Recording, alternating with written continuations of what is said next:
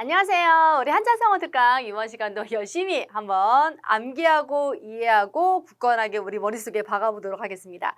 여러분 첫 번째 만나는 한자는 이 나 오자에다가 여러분 말씀 언자가 만났죠. 그래서 말씀이라는 뜻을 가지면서 음은 어라는 음을 냅니다. 그리고 국어 할 때 이제 요 어자가 들어가죠. 그래서 말씀 어자가 되겠고요. 여러분 얘는 안일불, 여러분 얘는요. 일울성. 여러분 얘는요. 그렇죠. 말씀 설자가 되겠습니다. 그래서 벗을 탈자도 되고요. 그리고 달랠 새자도 되고요. 뭐 기쁠 열자도 됩니다. 그래서 말씀 설자로도 쓰이는 굉장히 다양한 뜻과 음을 갖는 동사 이음어이죠. 그래서 말씀 설자, 벗을 탈, 기쁠 열자, 그리고 우리가 벗을 탈자, 그리고 달래다, 새자, 이렇게 굉장히 다양한 우리 음과 뜻을 갖고 있는 말입니다.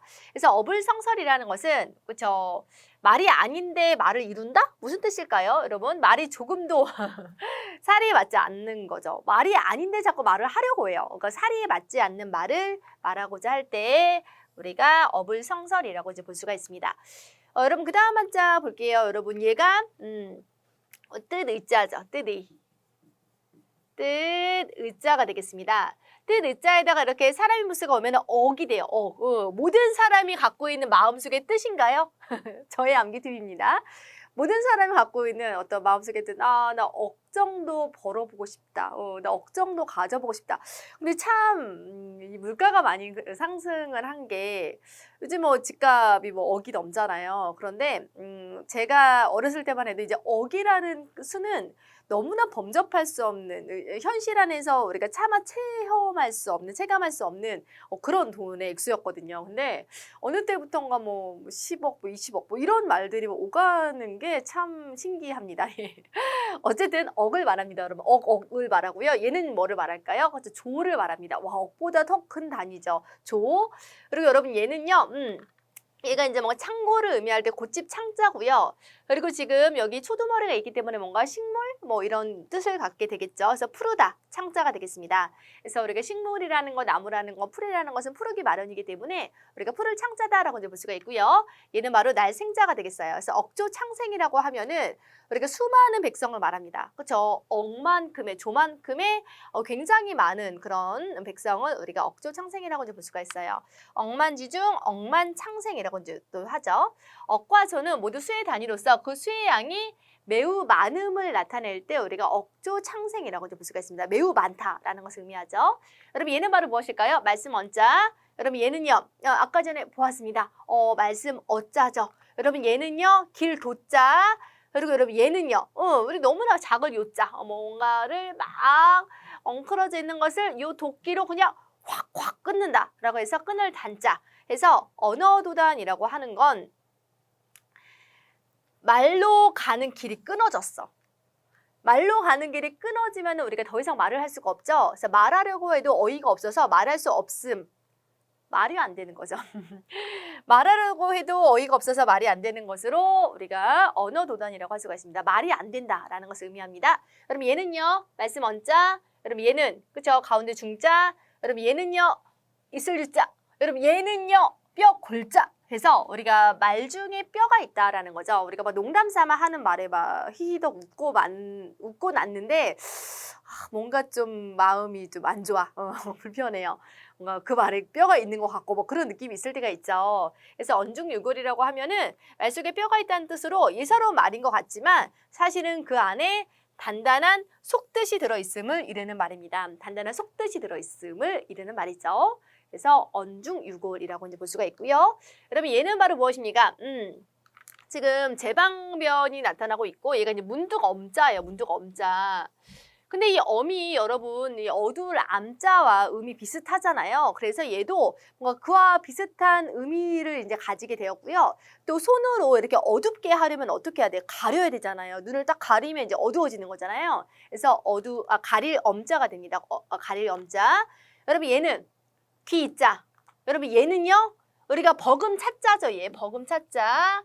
버금 차자에다가 지금 뭐가 왔습니까? 그쵸? 그릇 명자가 왔습니다. 으뜸으로 담아야 하는 게 아니라 버금이라는 것은 한 단계 떨어지는 거잖아요. 뭔가 그릇에 자신의 재물을 담는데 뭔가 떨어지는 재물을 담는 거예요. 훔친 재물을 담는 거죠. 누굽니까? 도둑을 말합니다. 그래서 도둑 도자예요. 도둑 도자. 여러분 얘는 목숨을 의미할 때 나타나고 있는 말이고요. 그리고 쇠금자가 나타나고 있습니다. 그래서 우리가 령자라는 음을 그대로 이제 갖고 있는데 여기서 지금 뭐를 말한다? 그렇죠. 쇠금자를 말하기 때문에 뭔가 쇠로 만들어진 것을 말합니다. 그래서 방울령자가 됩니다. 방울령자. 그래서 어미도령이라고 하면은 바로 무엇이냐면 귀를 가리고 뭐 도둑 방울 뭐 이런 뜻이에요. 무슨 뜻이냐?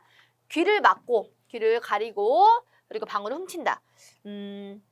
모든 사람이 그 잘못을 다 알고 있는데 얕은 꾀를 써서 다른 사람을 속이려고 하는 것을 어미도령이라고 합니다. 우리가 구슬을 훔치면 당연히 소리가 나죠. 그 소리가 나는 걸 사람들이 다 듣고 있고 다 알고 있다는 거예요. 근데 자기만 귀를 가리고 있기 때문에 자기만 몰라요. 옛날에 되게 고민이 됐던 질문이었는데 아주 어렸을 때 뭐 학창 시절에 받았던 질문이었어요. 목욕탕에 갑자기 불이 난 거야. 옷을 다 벗고 있는 상태에서 얼굴을 가릴 거냐, 몸을 가릴 거냐. 이렇게 이제 질문했는데 너무 이제 고민이 되는 거예요. 뭐를 가릴 것인가. 얼굴을 완벽하게 가린다면 나인 줄 모르는 거잖아요. 근데 또 이제 몸의 어떤 부끄러운 부분들을 또 가려야 하기도 하고 그래서 굉장히 고민을 했던 경험이 생각이 나는데 요즘 같은 때는 당연히 몸을 가려야 될 것 같아요. 요즘에 이렇게 영상 촬영이 되잖아요. 근데 옛날에는 결론을 그래 얼굴을 가리는 쪽으로 내자라고 결론을 냈던 것 같아요. 전혀 관련이 없는 이야기이긴 한데 어쨌든 그래서 귀를 가리고 이제 방울을 훔친다라는 거를 뜻해서 그냥 얕은 꾀만 생각하시면 될 것 같아요. 얕은 꾀를 내물 의미한다라고 이제 보시면 되겠고요.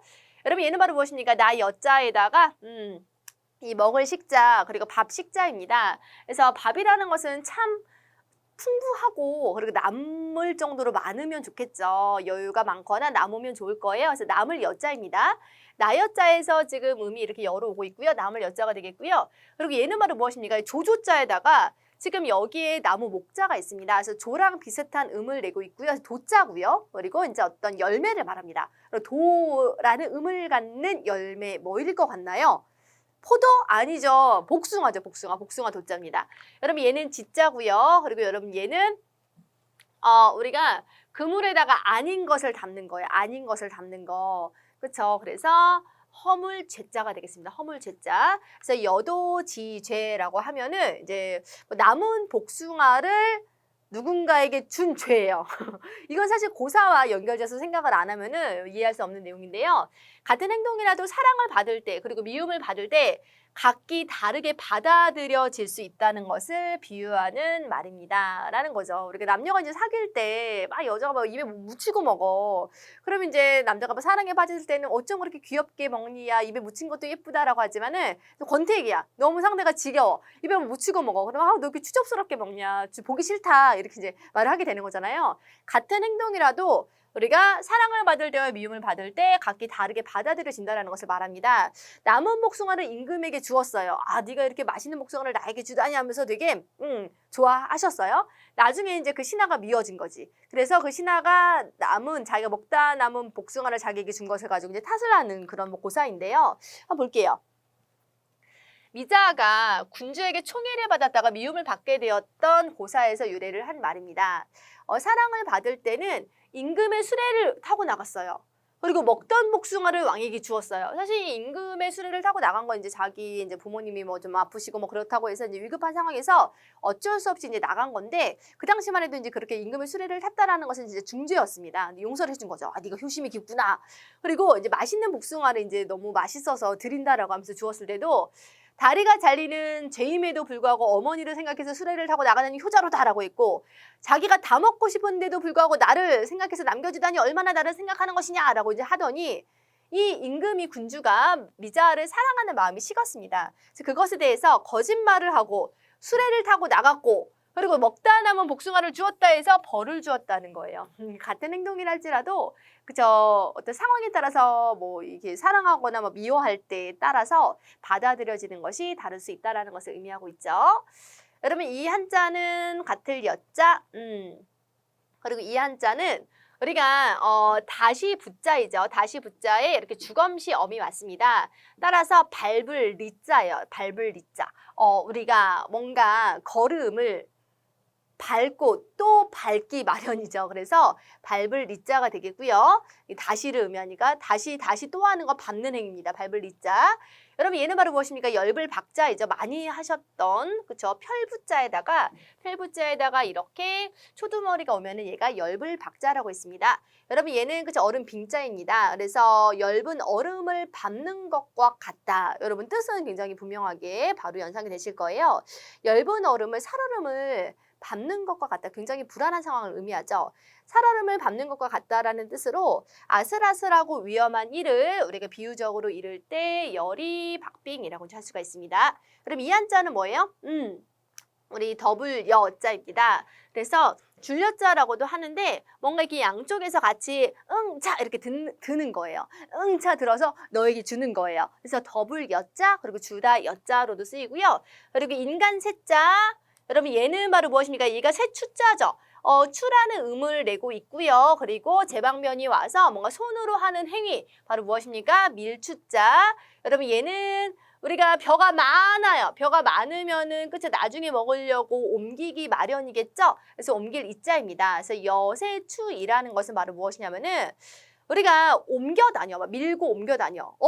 세상이 그쵸? 세상과 더불어라는 거는 세상이 변하고 바뀌잖아요. 이렇게 세상이 변하고 바뀌는 대로 이렇게 따라 밀기도 하고 따라 옮기기도 한다라는 거예요. 세상의 어떤 상황에 따라서 뭔가 변하는 것을 우리가 여세추이라고 볼 수가 있습니다.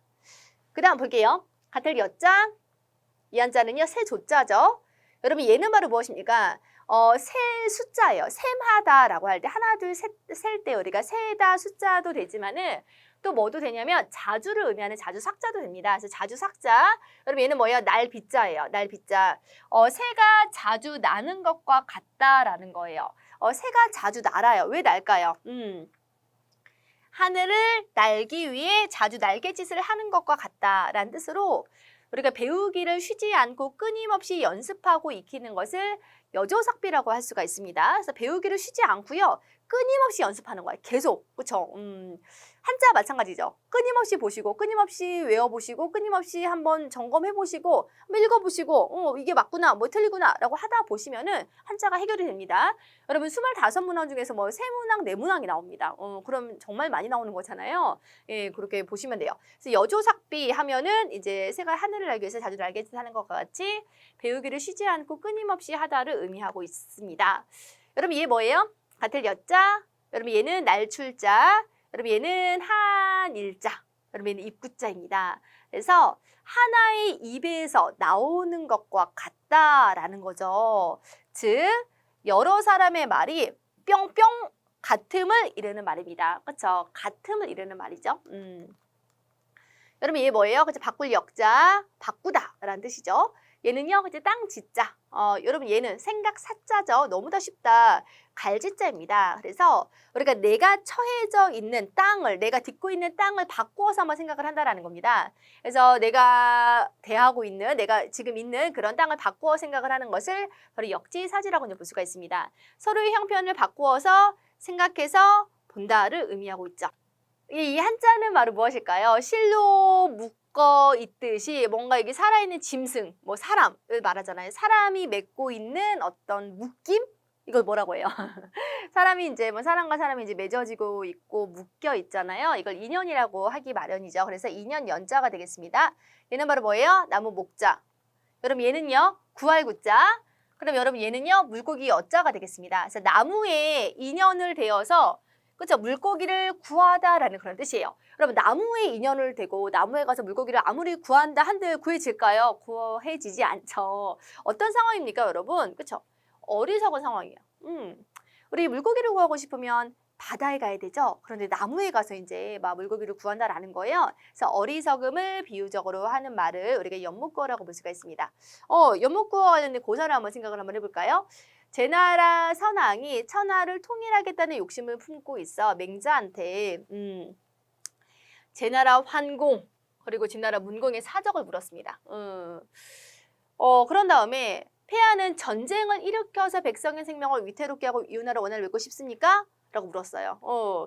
근데 뭐 그렇지는 않으나 내가 그래도 장차 큰 뜻을 실행하고 싶다라고 이제 말을 했어요. 이제 맹자가 이제 문답이 이어지고 있는 거지. 큰 뜻이 뭐냐라고 이제 하자 왕이 대답을 안 해요. 그러면서 하는 말이 폐하께서 말씀하시는 큰 뜻이란 영토를 확장해서 진나라 초나라 같은 나라로부터 문안을 받고 그리고 오랑캐를 어루만지고 싶은 것이겠죠. 하지만 그것은 나무에 올라가서 고기를 구하는 것과 같습니다. 지금 폐하가 품고 있는 그 뜻이 상당히 어리석은 뜻입니다라는 것을 그렇게 완곡하게 지금 빗대어 표현을 하고 있는 거죠. 나무에서 물고기를 구하는 것은 실패해도 탈이 없지만 게다가 폐하처럼 이렇게 다른 나라를 정복하고 막 오랑캐를 막 내 것으로 만들고 막 그렇게 무력으로 뜻을 이루려면 백성을 잃고 나라를 망치는 재난이 따라올 것입니다. 고기를 잡으려면 바다로 가야 하듯이 통일천하를 하고 싶으면 왕천하의 대도를 가십시오. 이렇게 뭔가 무력으로 뭔가를 해치려고 하지 마십시오라고 이제 말을 하면서 이렇게 조언을 하면서 나온 말이 바로 연목거라는 말이었습니다. 읽어보겠습니다, 여러분. 얘가 무엇일까요? 뭔가 실로 연결된 것처럼 계속 묶여 있는 마음, 계속 연결된 마음, 바로 그리운 마음이죠. 그래서 그리워할 연자가 되겠습니다. 그리워할 연. 그리고 여러분 얘는요 불자, 그리고 여러분 얘는 잊을 망자이죠. 그래서 잊을 마음을 지금 잃는 거니까 지금 잊을 망자가 되겠습니다. 여러분 연연불망입니다. 사실 얘가 어디에 또 나오냐면 한글 맞춤법이 또 나와요. 국어 시간에. 사실은 연자잖아요. 연자. 근데 이 연자가 본음인데 지금 사실 두 번째 음절에서는 두음법칙이 적용이 안 되는데 불구하고 얘는 지금 앞에가 연이기 때문에 거듭되어 나오는 말임으로 얘도 연으로 취급을 한다라는 그런 흐름에서 나오는 맥락입니다. 근데 우리가 생각하고 생각해서 잊지 못한다라는 거는 염연불망이거든요. 근데 또 얘는 앞에 말은 염인데 또 뒤에 말은 염이에요. 근데 얘는 연연불망은 첫 음절도 연, 그리고 두 번째 음절도 연이라고 생각해 주시면 돼요. 그리워하고 그리워해서 잊지 아니한다. 그래서 그리워서 지우거나 잊지 못한다라고 생각을 해주시면 되겠습니다. 여러분 이 한자는 바로 무엇입니까? 우리가 땅에 막 불이 일어나요. 그러면 연기가 같이 일기 마련이겠죠. 그래서 연기, 연자가 됩니다. 그 다음에 여러분 얘는요 우리가 지금 비유자에다가 얘가 빌릴 가자가 되겠습니다. 그래서 빌릴 가자이기 때문에 이 가와 비슷한 음을 내고 있어요. 그래서 하라는 음을 내고 있고요. 그리고 뭐 날씨와 관련해서 노을, 노을이라는 뜻을 가져요. 그래서 노을 하자가 됩니다. 여러분 얘는 우리가 요 옛고자가 큰 입구몸에 있으면 구들고자가 됩니다. 근데 구들고자가 요 병지럼이라는 부수와 같이 어울려 쓰이고 있어요. 굳어있는 병을 뭐라고 합니까? 그죠? 굳어있는 병 고질이라고 하죠. 그래서 고질 고자가 된다라고 보시면 되겠습니다. 여러분 얘는 그쵸? 우리가 질병을 의미하죠. 질병. 그쵸? 역시 병지럼이 들어가 있고요. 뭔가를 잃은 상태의 질. 그래서 병질자가 되겠습니다. 그래서 연하고질이라고 하는 거는 이제 고질병에 걸렸는데, 그렇죠? 연하를 너무 좋아하는 그런 고질병에 걸린 거예요. 그래서 자연의 아름다운 경치를 몹시 사랑하고 즐기는 성벽, 너무너무 자연을 사랑한다라고 할 때 우리가 연하고질, 뭐 천석고항 이렇게 말하잖아요. 그래서 연하지벽. 그리고 뭐 천석고항, 그쵸? 어떤 병에 걸려 있는 거예요. 뭔가 물과 샘과 같은 자연을 사랑하는 병. 이걸 바로 연하고질이라고 볼 수가 있습니다. 그럼 이게 뭐라고요? 연기, 연자. 여러분 얘는요, 그쵸? 하자, 노을 하자. 여러분 얘는 날일자. 그다음에 여러분 얘는 바로 무엇입니까? 군사 군자죠. 군사 군자. 그런데 얘는 뭐 사실 뭐 크게 관련이 없고. 얘가 바로 빛 광자입니다. 그래서 빛이라는 것은 막 이렇게 뭐 빛나기 마련이죠. 그래서 빛날 휘자다라고 이제 보시면 돼요. 그래서 연하 일휘라고 하는 것은 우리가 안개와 그리고 노을과 그리고 빛나는 햇살을 의미하는 뜻으로 있는 그대로 풀어내면 너무나 아름답고 좋은 경치가 떠오르죠. 그래서 아름다운 자연 경치를 말할 때 우리가 연하일휘라고 볼 수가 있습니다. 연하일휘. 좋아요. 여러분 얘는 바로 무엇입니까? 지금 보시면은 여기 이렇게 뭔가 연화발이 있긴 있는데 사실 연화발이 이게 어떤 꼬리를 제가 그려볼까? 어떤 새우 꼬리를 지금 형상화한 거거든요. 어떤 새우 꼬리를 그렇죠. 제비가 꼬리가 길잖아요. 그래서 제비 연자가 되겠습니다. 여러분 얘는 바로 무엇이냐면 강강자예요. 강강자. 강강자에 지금 얘가 세조자예요. 그래서 새를 말하는데 어떤 새를 말할까요? 그죠? 요 강에서 홍이라는 그죠? 유사한 의미 오고 있고요. 기러기 홍자입니다. 그래서 제비연과 기러기 홍 그리고 지 그리고 여러분 얘는 그냥 한탄할 탄자입니다. 그래서 제비와 기러기가 왜 한탄하냐면 서로 이제 이렇게 움직이는 방향과 뭐 이렇게 지역이 달라요. 그래서 절대로 만날 수 없음을 한탄한다라고 이제 보시면 되겠죠. 여름 새인 제비가 남쪽에서 날아와 여름을 보내고 가을에 다시 남쪽으로 날아가고 또 겨울 새인 기러기는 북쪽에서 날아와 겨울을 보내고 다시 북쪽으로 날아가서 서로 만나지 못하여 탄식한다라고 말할 때 연홍지탄이라고 볼 수가 있습니다. 길이 어긋나서 서로 만나지 못하여 탄식함을 이르는 말이라고 이제 볼 수가 있겠죠. 여러분 얘는 뭐예요? 그쵸? 뜨거울 염자죠. 불꽃 염자. 왜냐면 지금 불이 두 개나 있잖아요. 불꽃 염자. 여러분 얘는 바로 뭐예요? 서울 경자죠. 서울 경자인데 사실 뭐 경에서 음이 유사하게 온다라고 치고 얘는 그쵸 이수변이에요. 뭔가 서늘하다 그리고 뭔가 차갑다 뭐 그런 뜻을 가질 때 우리가 이수변이 옵니다. 그래서 서늘할 양자예요. 그럼 얘는 인간 세자, 세상을 말할 때 세자이죠. 여러분 얘는 그쵸 태도를 말하는 태자가 되겠습니다. 모습 태자예요. 모습 태. 그래서 염량세태라고 하면은 그쵸 우리가 뜨겁거나 서늘하거나 하면서 어떤 사람의 어떤 살아가는 모습이 시시때때로 바뀐다라는 거예요. 무슨 뜻이냐? 권세가 있을 때는 뜨거워 그 사람을 향한 마음이. 그리고 권세가 사라지잖아. 그러면 아무렇게나 대접해 서늘해져요. 그래서 세상에 그와 같은 어떤 권력에 약한 인심을 빗대어서 말할 때 우리가 염량세태라고 볼 수가 있습니다. 그 사람이 뭐 권세가 있을 때 막 가서 잘 보이려고 하고 그 사람이 뭐 권세가 없을 때는 그냥 뭐 서늘하게 대하고 하는 것을 염량세태라고 볼 수가 있죠. 여러분 얘는 바로 무엇일까요? 지금 얘가 점자잖아요. 그래서 점에서 음이 유사하게 오고 있고요. 그리고 제방면, 손으로 가장 하는 기초적인 작업 과일을 이렇게 짚는 거잖아요. 짚을 염자입니다. 여러분 얘는 조두머리예요. 조두머리. 그래서 빛날 화자, 빛날 화자, 꽃을 의미하기도 합니다. 그럼 얘는 뭐냐면 사실 뭐 얘가 뭐 버드나무의 어떤 잎을 형상화한 한자다라고 하는데 하나도 생각이 안 나실 거예요. 산이 있어. 산이 있어. 뭔가 사람이 룰루랄라 이렇게 룰루랄라 무릎과 다리가 이렇게 되는 거예요. 산에 가면은 모든 것이 다 아래를 내다보면 어떻게 돼요? 다 작아 보이죠. 그렇죠? 산에 갔어. 근데 모든 게 다 위에 올라가서 보니까 다 작아 보여요. 작을 믿자다라고 이제 보시면 되겠습니다. 저의 암기팁이에요. 그냥 작을 믿자. 여러분 얘는 그죠 웃음 소자입니다. 그래서 대나무에서 나오는 바람 소리처럼 웃는다라고 해서 우리가 웃음 소자가 되겠습니다. 염화미소라고 하면은 꽃을 짚고 작게 웃어요. 무슨 뜻 같아요? 모르겠죠. 말을 안 하니까. 근데 그 뜻이 뭔지 아는 거예요. 그걸 뭐라고 한다? 그죠? 마음에서 마음으로 전하는 일을 우리가 염화미소라고 볼 수가 있습니다. 석가모니가 영산에서 연꽃 한 송이를 대중에게 보이자 제자 가섭만이 그 뜻을 깨닫고 미소 지음으로 그에게 불교의 진리를 줄만 하구나 라고 했다는 데서 유래하고 있어요. 뭐 같은 맥락입니다. 지금 이걸 좀 풀어낸 건데 그렇죠? 석가가 제자들을 영산에 불러모았고 그들 앞에서 손가락으로 연꽃 한 송이를 집어들고 말없이 약간 비틀어 보였어요. 제자들은 왜 그런지 몰라요. 근데 가섭만이 안 거예요. 그러면서 가섭만이 그 뜻이 뭐냐라고 이제 했더니 연꽃은 진흙 속에서 살지만 꽃이나 잎에는 진흙이 묻지 않듯이 우리 불자 역시 세속의 추함에 물들지 말고 오직 선을 행하라는 뜻을 와우 꽃을 들었을 뿐인데 이해한 거죠.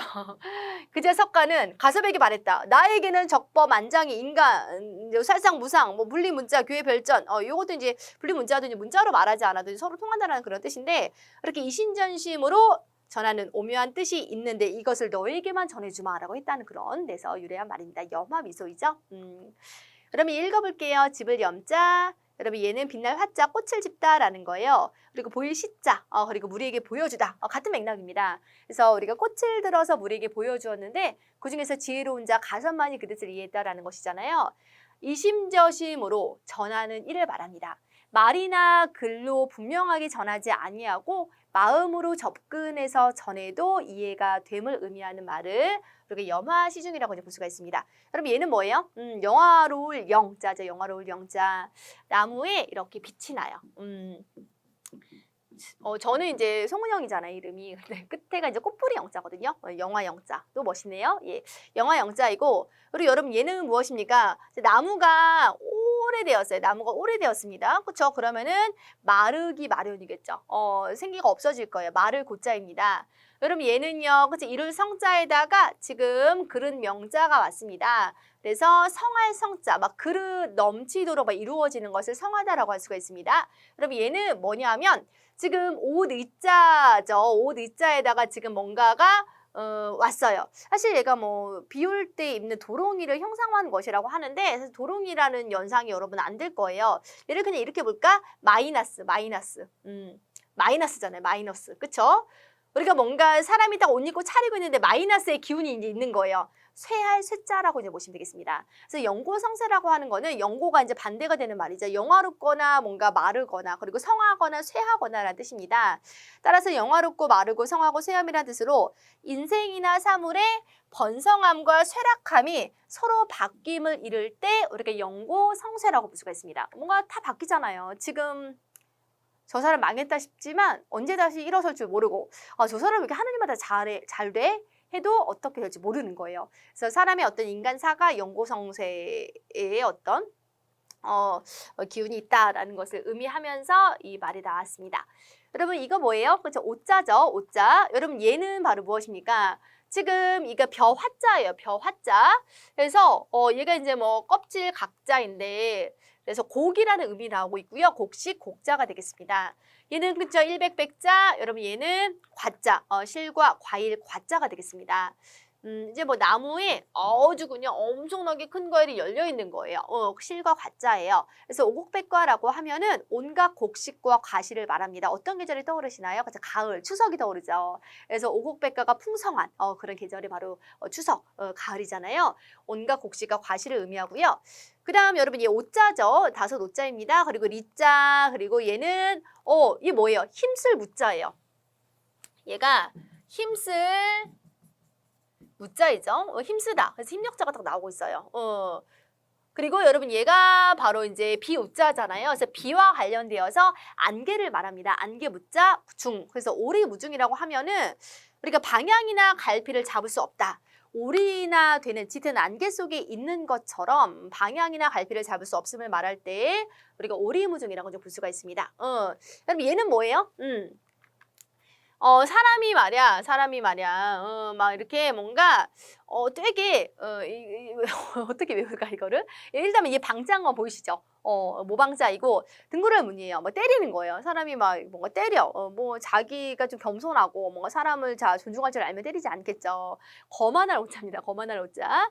여러분, 얘는 끌만자인데, 얘, 신방면이죠. 그래서 뭔가를 지 멋대로 끄는 마음, 거만할 만자예요. 오만, 이렇게 보시면 되겠습니다. 여러분 얘는 그죠 무고요. 그리고 얘는 도자입니다. 오만무도라고 하면은 바로 태도나 행동이 거만하고 건방진 태도를 말합니다. 그래서 도의를 지키지 아니하는 거. 그래서 이 도의를 어떤 사람으로서 가져야 되는 본분과 도리를 지키지 아니하고 그것이 없는 상태를 우리가 오만무도라고 할 수가 있어요. 그 다음에 여러분 얘는 오자죠. 역시 거만할 오자입니다. 그리고 역시 거만할 만자. 얘는 안일불자, 여러분 얘는 손자죠. 손자손인데 이 손자손에다가 여러분 얘가 책받침이 나타나고 있습니다. 손자들이 가져야 되는 마음은 어떤 마음일까요? 겸손한 마음이죠. 겸손한 마음. 내가 이렇게 이 세상에 존재하는 것은 모두 나의 어떤 선조들이 있기 때문이야. 이렇게 생각을 해야 되는데 내가 제일 잘났어 하면 이제 안 되는 거죠. 그래서 겸손한 손자입니다. 그래서 오만해서 겸손하지 아니하다라고 말할 때 우리가 오만불손 이렇게 볼 수가 있습니다. 태도나 행동이 거만하고 공손하지 못하다를 의미하는 말이죠. 여러분 이음절의 한자어로도 나올 수 있습니다. 오만 꼭 기억을 해주세요. 그럼 이번 시간에 공부했던 우리 한자 성어 한번 쭉 이어가면서 다시 한번 암기 한번 해보도록 할게요. 지금 배운 한자 성어를 읽어보고 뜻을 말해봅시다. 어불성설, 말이 조금도 사리에 맞지 아니하다를 뜻하는 말입니다.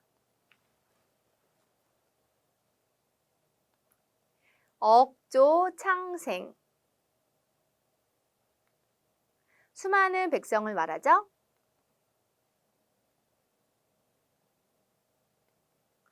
언어도단, 말하려 해도 어이가 없어서 말할 수 없다. 말이 안 된다를 의미합니다.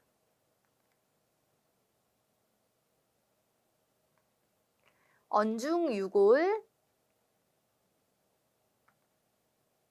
예사로운 말 속에 단단한 속뜻이 들어있음을 이르는 말입니다.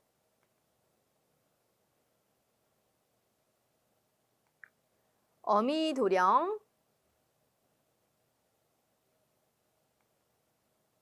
귀를 막고 방울을 훔친다. 즉 얕은 꾀를 씀을 의미하는 말이죠.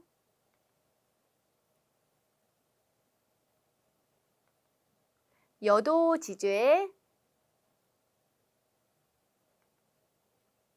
같은 행동이라도 사랑을 받을 때와 미움을 받을 때가 각기 다르게 받아들여질 수 있다는 것을 비유하는 말입니다.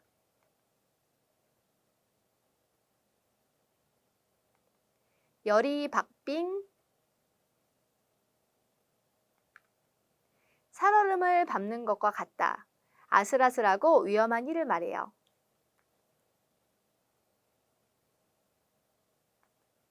여세추이. 세상이 바뀌는 대로 변함을 의미합니다.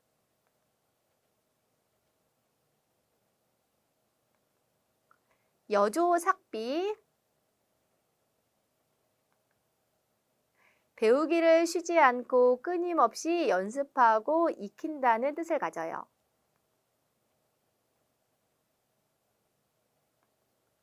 여출일구. 여러 사람의 말이 같음을 이르는 말이에요.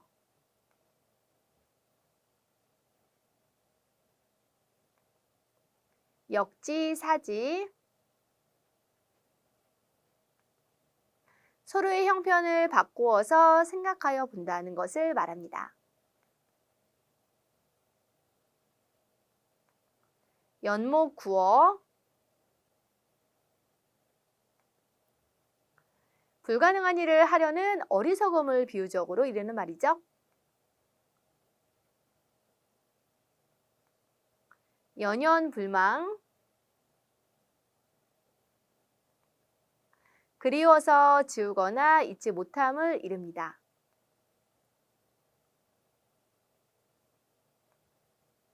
연하고질. 자연을 몹시 사랑하고 즐기는 걸 말해요.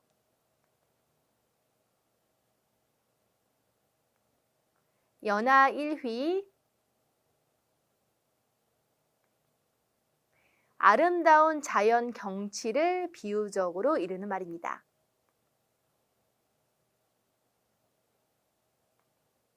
연홍지탄.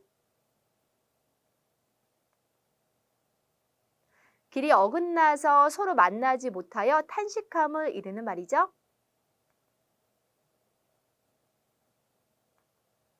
염량세태. 권세가 있을 때는 아첨하고 권세가 사라지면 아무렇게나 대접하는 세상의 인심을 나타내는 말입니다.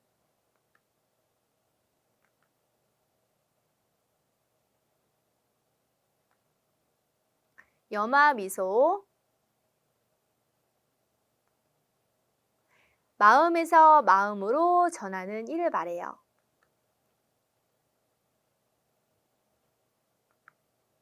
염화시중.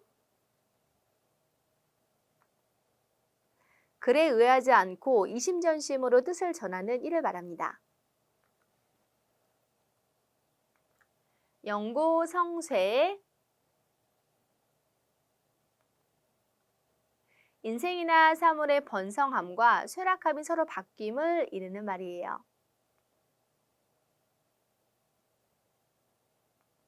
오곡백과. 온갖 곡식과 과실을 말합니다.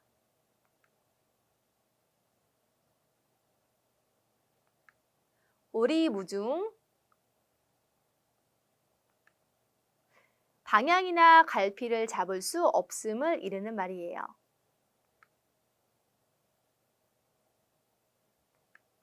오만무도. 태도나 행동이 거만하고 건방져 도의를 지키지 아니하는 것을 말합니다. 오만불손. 태도나 행동이 거만하고 공손하지 못함을 이르는 말입니다. 여러분 너무 애쓰셨어요. 다음 시간에 뵐게요.